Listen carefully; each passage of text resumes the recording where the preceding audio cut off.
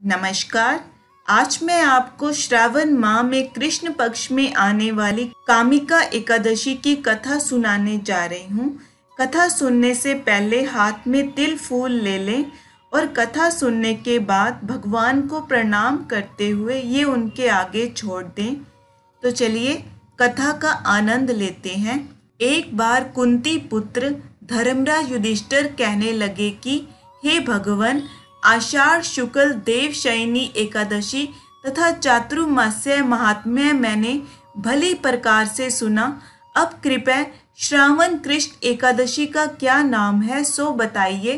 श्री कृष्ण भगवान कहने लगे कि हे युधिष्ठिर, इस एकादशी की कथा एक समय स्वयं ब्रह्मा जी ने देव ऋषि नारद से कही थी, वही मैं तुमसे कहता हूँ। नारद जी ने ब्रह्मा जी से पूछा था कि हे पितामह, श्रावण मास के कृष्ण पक्ष की एकादशी की कथा सुनने की मेरी इच्छा है।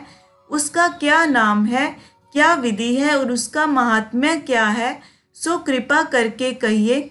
नारद जी के ये वचन सुनकर ब्रह्मा जी ने कहा, हे नारद, लोकों के हित के लिए तुमने बहुत सुंदर प्रश्न किया है। श्रावण मास की कृष्ण एकादशी का नाम कामिका है। उसके सुनने मात्र से वाजपेय यज्ञ का फल मिलता है। इस दिन शंख चक्र गदाधारी विष्णु भगवान का पूजन होता है, जिनके नाम श्रीधर, हरि, विष्णु, माधव, मधुसूदन हैं। उनकी पूजा करने से जो फल मिलता है सो सुनो। जो फल गंगा, काशी, नैमिषारण्य और पुष्कर स्नान करने से मिलता है, वह विष्णु भगवान के पूजन से मिलता है। जो फल सूर्य व चंद्र ग्रहण पर कुरुक्षेत्र और काशी में स्नान करने से, समुद्र वन सहित पृथ्वी दान करने से, सिंह राशि के बृहस्पति में गोदावरी और गंडकी नदी में स्नान से भी प्राप्त नहीं होता, वह भगवान विष्णु के पूजन से मिलता है। जो मनुष्य श्रावण में भगवान का पूजन करते हैं, उनसे देवता, गंधर्व और सूर्य आदि सब पूजित हो जाते हैं।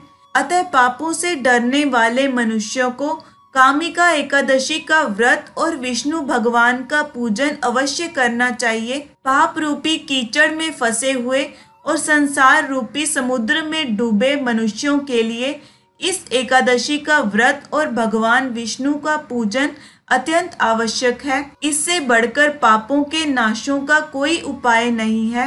हे नारद, स्वयं भगवान ने यही कहा है कि कामिका व्रत से जीव कुयोनि को प्राप्त नहीं होता।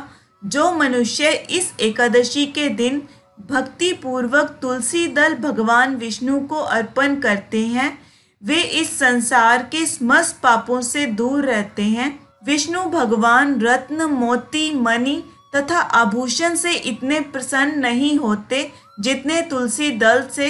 तुलसी दल पूजन का फल 4 भार चांदी और 1 भार स्वर्ण के दान के बराबर होता है। हे नारद, मैं स्वयं भगवान की अति प्रिय तुलसी को सदैव नमस्कार करता हूँ। तुलसी के पौधे को सींचने से मनुष्य की सभी यातनाएं नष्ट हो जाती हैं। दर्शन मात्र से सब पाप नष्ट हो जाते हैं और स्पर्श से मनुष्य पवित्र हो जाता है। एक कथा के अनुसार प्राचीन काल में किसी गांव में एक ठाकुर जी थे। क्रोधी ठाकुर का एक ब्राह्मण से झगड़ा हो गया और क्रोध में आकर ठाकुर से ब्राह्मण का खून हो जाता है। अतः अपने अपराध की क्षमा याचना हेतु ब्राह्मण की क्रिया उसने करनी चाहिए, परंतु पंडितों ने उसे क्रिया में शामिल होने से मना कर दिया और वह ब्रह्म हत्या का दोषी बन गया। परिणाम स्वरूप ब्राह्मणों ने भोजन करने से इनकार कर दिया। तब उन्होंने एक मुनि से निवेदन किया कि हे भगवान, मेरा पाप कैसे दूर हो सकता है। इस पर मुनि ने उसे कामिका एकादशी व्रत करने की प्रेरणा दी। ठाकुर ने वैसा ही किया जैसा मुनि ने उसे करने को कहा था।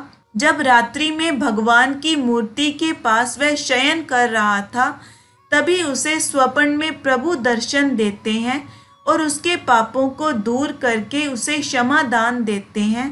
कामिका एकादशी की रात्रि को दीप दान तथा जागरण के फल का महात्म्य चित्रगुप्त भी नहीं कह सकते। जो इस एकादशी की रात्रि को भगवान के मंदिर में दीपक जलाते हैं उनके पितृ स्वर्ग लोक में अमृत पान करते हैं तथा जो घी या तेल का दीपक जलाते हैं वे 100 करोड़ दीपकों से प्रकाशित होकर सूर्य लोक को जाते हैं। ब्रह्मा जी कहते हैं कि हे नारद, ब्रह्म हत्या तथा भ्रूण हत्या आदि पापों को नष्ट करने वाली इस कामिका एकादशी का व्रत मनुष्य को यत्न के साथ करना चाहिए। कामिका एकादशी के व्रत का महात्म्य श्रद्धा से सुनने और पढ़ने वाला मनुष्य सभी पापों से मुक्त होकर विष्णु लोक को जाता है।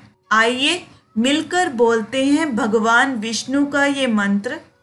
शांताकारं भुजगशयनं पद्मनाभं सुरेशं विश्वधारं गगनसदृशं मेघवर्णं शुभांगं लक्ष्मीकान्तं कमलनयनं योगिभिर्ध्यानगम्यं वन्दे विष्णुं भवभयहरं सर्वलोकैकनाथम्।